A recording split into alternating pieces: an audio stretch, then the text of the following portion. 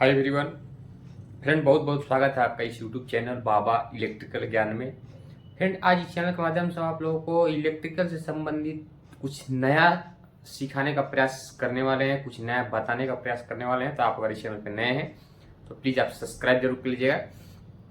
घंटी के निशान पर क्लिक करके नोटिफिकेशन को ऑल पे सेट कर लीजिएगा, ताकि जो भी हमारा वीडियो आए उसका नोटिफिकेशन आपको सबसे पहले मिले। फ्रेंड, आज हम जानेंगे एमसीबी और आरसीसीबी में क्या फर्क होता है, हमको कौन सा घर पे लगाना चाहिए या दोनों लगाना चाहिए। अगर दोनों लगाना है तो कौन सा पहले रखना है, कौन सा बाद में कनेक्शन करना है, उसका पूरा प्रोसेस आज जानेंगे उसके बारे में। तो आज घर के लिए जो हमारा एमसीबी आरसीसीबी है उसके बारे में कुछ जानकारी लेंगे, कौन सा लगाना चाहिए, कितने एम्पियर का लगाना चाहिए। तो आज लास्ट तक जरूर बने रहिएगा, बहुत ही इंपॉर्टेंट टॉपिक है, तो वीडियो को लास्ट तक जरूर बने रहिएगा। चैनल पे तो सब्सक्राइब कर लीजिएगा। फ्रेंड, सबसे पहले जान लेते हैं कि एमसीबी और आरसीसीबी का फुल फॉर्म क्या है, उसका नाम क्या है। एमसीबी को हम मिनिएचर सर्किट ब्रेकर बोलते हैं और आरसीसीबी को आरसीसीबी को रेसिडुअल करंट सर्किट ब्रेकर बोलते हैं।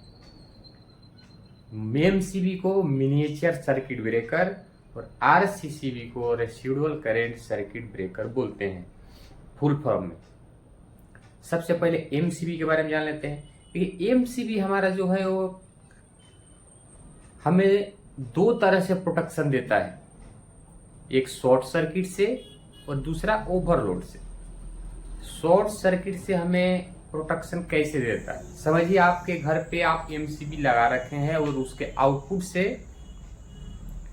आप कहीं भी आपके बोर्ड में स्विच बोर्ड हो, किधर भी आपके अप्लायंसेस जो भी है उसको आप कनेक्शन लेके गए हैं। अगर समझिए उस वायर में शॉर्ट सर्किट हो गया, फेज न्यूट्रल आपस में शॉर्ट हो गया, उस परिस्थिति में जो हमारा एमसीबी जो आप लगा के रखे हैं वो एमसीबी ऑटोमेटिक ट्रिप हो जाएगा, ऑटोमेटिक बंद हो जाएगा। और दूसरा ओवरलोड से कैसे प्रोटेक्शन देता है फ्रेंड, कि जैसे आप लोड के हिसाब से आपके घर पे समझे 10 एम्पियर लोड यूज होता है और 10 एम्पियर का एमसीबी लगाए और किसी कारण बस आपके घर का लोड बढ़ गया। लोड क्यों बढ़ता है? लोड बढ़ने का कारण यही होता है कि आपका इक्विपमेंट जो भी अप्लायंसेस चलाते हैं कुछ खराबी आ गई उनमें। जैसे कि मोटर है, मोटर आपका 5 एम्पियर लोड ले रहा है और वो मोटर खराब हो गया, उसका समझिए बैरिंग चला गया या कुछ वाइंडिंग में प्रॉब्लम आ गया, तो वो मोटर क्या करता है, ज्यादा करंट लेने लगता है, लोड बढ़ जाता है उसका।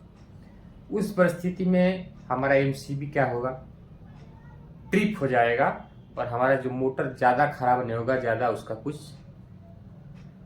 पार्ट्स खराब नहीं होंगे। जब आप चालू करेंगे तो बार बार ट्रिप होगा, तो समझ जाते हैं लोग कि कुछ ना कुछ प्रॉब्लम है, इसलिए हमारा एमसीबी ट्रिप हो रहा है, तो चेक कर लेते। तो इस दो प्रोटेक्शन हमारे एमसीबी से मिलते हैं। रही बात आरसीसीबी की, ये हमें शॉर्ट सर्किट, ओवरलोड, इसके साथ साथ एक प्रोटेक्शन अलग से देता है जिसको हम अर्थ लीकेज का प्रोटेक्शन बोलते हैं। अर्थ लीकेज से ये हमें अर्थ लीकेज से भी प्रोटेक्शन देता है। जैसे कि समझिए आप आपके घर पे आरसीसीबी लगा रखे हैं और वहां से उसका आउटपुट से आप अप्लायंसेस को सप्लाई दिए हैं, जो भी आपके इलेक्ट्रिकल का कूलर, फ्रिज जो भी है, तो हमें वो क्या करेगा, अर्थ लीकेज से प्रोटेक्शन दे देगा। और एक बात रही, आपको इलेक्ट्रिकल का जितना भी अप्लायंसेस यूज करते हैं, cooler, fridge, TV, AC, geyser, जो भी वगैरह वगैरह, स्विच बोर्ड, उसमें आपको ग्राउंड अर्थिंग को कनेक्ट जरूर करना है। ये चीजें आपको ध्यान में रखनी है। ग्राउंड अर्थिंग बहुत ही इंपॉर्टेंट है, इसलिए आपको ग्राउंड अर्थिंग जरूर कनेक्ट करके रखना है। जैसे कि आपका कूलर है, फ्रिज है, रेफ्रिजरेटर, जो ये वॉशिंग मशीन है, तो उसका जो भी मेटल का पार्ट रहता है, मेटल का बॉडी रहता है, उस मेटल का पार्ट्स में जो घर का ग्राउंड अर्थिंग रहता है, वो ग्राउंड अर्थिंग का वायर लगा के वहां पे आपको कनेक्ट कर लेना है उसका बॉडी से, ताकि हमारा जो भी लीकेज करंट अगर आए तो वो ग्राउंड हो जाए। और उस परिस्थिति में अगर आप अर्थिंग करके रखें और आरसीसी भी लगाए हैं। और अगर किसी कारणवश वायर समझिए मेटल बॉडी है, उसका किसी कारणवश कट के टच हो गया या किसी कारणवश मेटल बॉडी में करंट जहां टच हुआ, उस परिस्थिति में हमारा ये आरसीसी भी जो है वो ऑटोमेटिक ट्रिप हो जाएगा। अब उसको जितना पावर ऑन करेंगे फिर वो ट्रिप ही होता जाएगा। तो उस परिस्थिति हमको पता चल जाता है कि कुछ ना कुछ प्रॉब्लम है सप्लाई का, तो हम उसको चेक करके वेरीफाई करके उसको ठीक कर लेते हैं। उससे क्या होता है कि हमारे कोई भी उसको अगर मेटल बॉडी है आप हाथ उसको छुए तो आपको करंट लगने का डर रहता है, क्योंकि समझिए आप ग्राउंड अर्थिंग नहीं किए और किसी कारणवश वायर कट गया है, बॉडी में टच हो गया है मेटल बॉडी में, तो उसमें भी करंट आ जाएगा ना। अगर फेज वायर कट के अगर बॉडी में टच हो गया है और बॉडी मेटल का है, समझिए फ्रिज हो या कूलर हो जो भी, तो वो करंट वो मेटल में आ जाएगा। और अगर आप उसको टच करते हैं चालू करने के लिए, गलती से भी हाथ आपका उस पर लगता है तो उसमें करंट है, तो करंट का झटका लग सकता है। और आप अगर ग्राउंड अर्थिंग किए और आरसीसीबी का घर पे यूज कर दिए हैं, लगा लिए आरसीसीबी भी लगाए हैं, तो क्या होगा, जैसा भी करंट अगर मेटल बॉडी में अगर कट होकर टच होता है तो ऑटोमेटिक हमारा आरसीसीबी क्या होगा, ट्रिप हो जाएगा। और हमारा जो ग्राउंड अर्थिंग काम क्या करता है कि नॉर्मल जो अभी लीकेज करंट रहता है उसको ग्राउंड कर देता है अर्थिंग के थ्रू। तो बहुत ही सेफ्टी हमें ग्राउंड अर्थिंग जो घर का अर्थिंग रहता है उससे और हमारे आरसीसीबी से मिल जाते हैं। तो आपको अपने घर पे ग्राउंड अर्थिंग और आरसीसीबी, एमसीबी के साथ साथ आरसीसीबी को भी लगाना बहुत इंपॉर्टेंट है। तो ऐसी जानकारी हम आपको देते रहते हैं, हम लोगों तक पहुंचाते रहते हैं छोटी छोटी।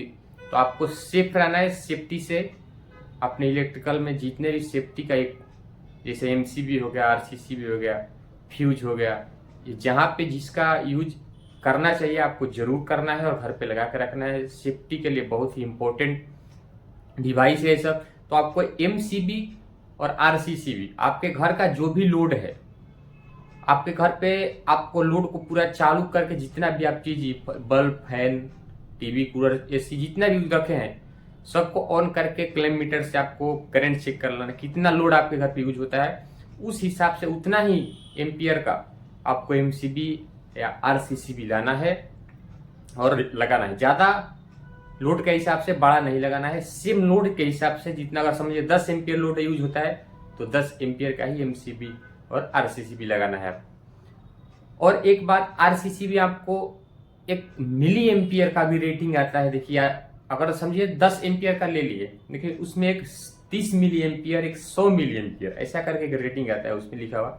तो घर के लिए आपको 30 मिली एम्पियर, समझिए 10 एम्पियर लोड आपके घर पे है एग्जाम्पल, तो आपको 10 एम्पियर 30 मिली एम्पियर वाला ही लेना है। मतलब 10 एम्पियर 100 मिली एम्पियर जिस पे लिखा रहता है वो 100 मिली एम्पियर वाला नहीं लेना है आरसीसीबी, वो 30 मिली एम्पियर वाला लेना है घर के लिए हमारा वो अच्छा। तो आपको एमसीबी के साथ साथ आरसीसीबी जरूर लगवाना है घर पे।